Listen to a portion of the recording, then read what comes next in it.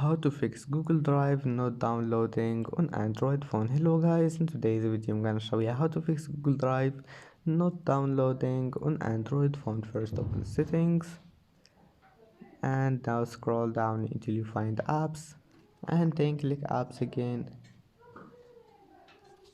and here just type here drive, and now click permissions and go to click storage and then click allow. Here maybe you'll find it on deny, and then click allow and then click force stop here and go to data usage. You will find mobile data like that and allow it, and then go to storage, clear cache, and that's it. Now just go back and try again and your problem must be fixed. And that's it for today's video. If you like this video, don't forget to like and subscribe, and see you in the next video.